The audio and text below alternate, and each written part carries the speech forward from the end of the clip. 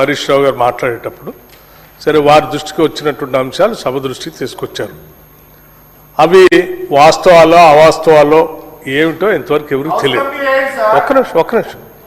So మీరు గౌరవ సభ్యులుగా సీనియర్ సభ్యులు, మీరు గతంలో మంత్రిగా కూడా చేశారు. చాలా సందర్భాల్లో ఏదైనా అంశం సభ దృష్టికి తీసుకొని రావాలనుకున్నప్పుడు అవకాశం వస్తే మైక్ తీసుకొని మీరు సభ దృష్టికి తీసుకొని వస్తారు. తీసుకొని వచ్చిన తర్వాత దానికి ప్రభుత్వం ఏ రకంగా స్పందించాలో స్పందిస్తుంది. దాన్ని మొత్తం మీరు ప్రశ్న మీదే సమాధానం మీదే అన్నీ మీరే చేయాలనుకుంటే అది కరెక్ట్ కాదు కదా అధ్యక్ష. ప్రతిపక్ష సభ్యులుగా మీరు సభ దృష్టికి తీసుకొచ్చారు, ఫైన్. అది ఏంటో అనేది సభకు సంబంధించి గౌరవ మంత్రులు సమాధానం చెప్తారు. దయచేసి వాళ్ళు కూర్చోవలసిందిగా నేను చెప్తాను. కూర్చోవాలి, కానీ అలా కూర్చోకుండా సమయం దొరికినప్పుడల్లా మైక్ తీసుకొని వాకౌట్ చేస్తారని ఒకసారి, ఇంకోసారి ఈ అంశాలు మాట్లాడి వెల్లోకి వచ్చి, ఇది ఎక్కడ సాంప్రదాయం అధ్యక్ష? ఈ వెల్లోకి వచ్చే సాంప్రదాయం గతంలో ఎప్పుడైనా చూసాము అధ్యక్ష? మనం రూల్స్ ఏం చెప్తా ఉన్నాయి? ఈ చప్పట్లు కొట్టడం ఏంటి? ఈ అల్లరి చేయటం ఏంటి? ఈ స్లోగన్స్ చేయటం ఏంటి? చిన్నపిల్లల్లాగా ఇది ఎక్కడేవారు అధ్యక్ష? ఇది పవిత్రమైన సభ. మీరు చెప్పాలనుకుని చెప్పారు. మీ మైక్ ఇవ్వకపోతే మైక్ కావాలని అడిగారు, మైక్ ఇచ్చారు. చెప్పాలనుకుని చెప్పారు. ఇంకా చప్పట్లు కొట్టుకుంటూ రౌండ్ వేసుకొని ఏదో 4 రోడ్ల కూడల్లో మనం అల్లరి చేసినట్టుగా ఈ పవిత్రమైన సభలో కూర్చొని వెళ్ళి కూర్చొని ఈ విధంగా చేస్తూ ఉంటే సభని మీరు కించపరుస్తూ ఉన్నారు అధ్యక్ష. ఇది కరెక్ట్ కాదు. దయచేసి వాళ్ళందరూ కూర్చోమని చెప్పండి. సభని ఆర్డర్ తీసుకొని రండి. దయచేసి కూర్చోమని చెప్పండి అధ్యక్ష. మీరు ప్రభుత్వం దృష్టి, మీ బాధ్యత ప్రకారం ప్రభుత్వం దృష్టికి తీసుకొచ్చారు. ప్రభుత్వం చట్టపరంగా ఏం చేయాలో చేస్తుంది. అది అంటే మీరు ఏ అభియోగం చేస్తే అది వాస్తవం అనుకుంటే ఎట్లండి? మీరు ఏ అభియోగం చేస్తే అదే వాస్తవం వచ్చింది కాదు కదా.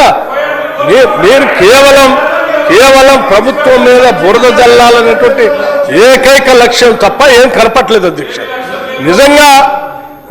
నిజంగా వీళ్ళు చెప్పినటువంటి అంశం పైన వాళ్ళకి ఏమాత్రం ఆలోచన ఉన్నా సభ దృష్టికి తీసుకొచ్చి ప్రభుత్వం ఏ నిర్ణయం చేస్తూ చేయండి అని విజ్ఞప్తి చేసి కూర్చోవాలి తప్ప ఇట్లా అల్లరి చేయరు కదా అధ్యక్ష.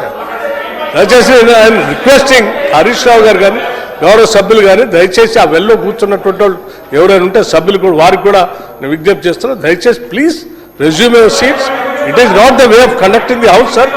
వాళ్ళు సభని ఈ రకంగా అగౌరవపరుస్తూ ఉంటే మాత్రం మొత్తం యావత్ ప్రజాస్వామ్యాన్ని మేము అవమానపరిచినట్టుగా భావించాల్సి ఇది అధ్యక్ష. 3.5 కోట్ల మంది తెలంగాణ ప్రజలు మనల్ని గమనిస్తూ ఉన్నారు.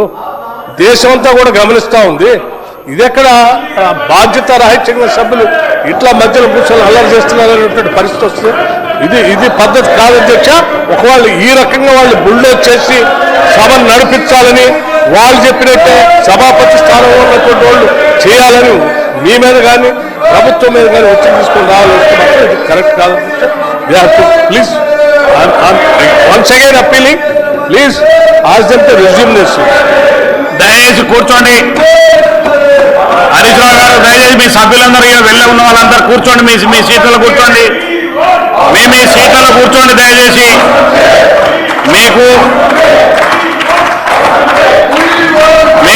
మీకు చాలాసార్లు అవకాశాలు ఇచ్చాను.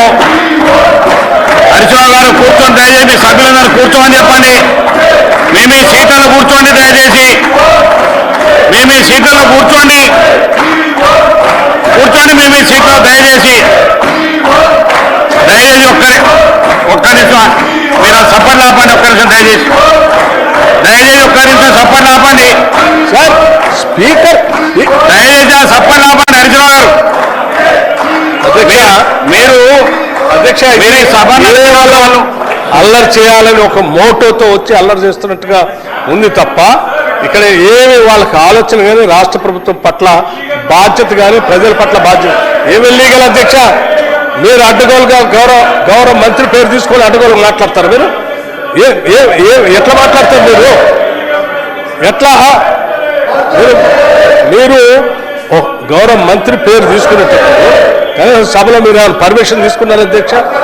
మీరు సభాపతి గారికి ఏమైనా నోటీస్ ఇచ్చారా? ఏమైనా రాసి ఇచ్చారా? నేను పలానా పేరు చెప్తున్నాను. ఏంటండి ఇది? అడ్డగోలుగా ఇట్లా మాట్లాడుకుంటూ నేను గుడ్డ కాల్చి మేనేజ్ చేస్తాను అంటే బురద పూస్తాను లేకపోతే మసి పూస్తాను నేను చూసుకోండి అంటే ఎట్లా అధ్యక్ష? సార్ నేను మీ ద్వారా హరీష్ రావు గారికి కేటీఆర్ గారికి విజ్ఞప్తి చేస్తున్నాను. ఏ మాత్రం మీకు ప్రజల పట్ల సభ పట్ల బాధ్యత ఉన్నా దయచేసి కూర్చోండి. నేను చెప్పిన దాని మీద ఇప్పటికే డాక్టర్ వివేక్ గారు సంబంధిత మంత్రిగా ఎంక్వైరీ చేస్తామని కూడా చెప్పారు, స్పష్టంగా చెప్పారు. చెప్పిన తర్వాత కూడా మీరు ఇంకా అల్లరి చేస్తా ఉంటే ఇది కావాలని అల్లరి చేస్తున్నట్టుగా ఉంది తప్ప నిజంగా వాళ్ళకి బాధ్యత లేదు.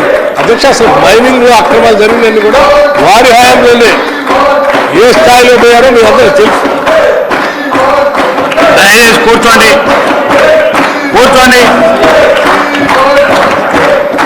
అసలైన తొలి వెలుగు. ఫాలో వాట్సాప్ @తొలి వెలుగు official.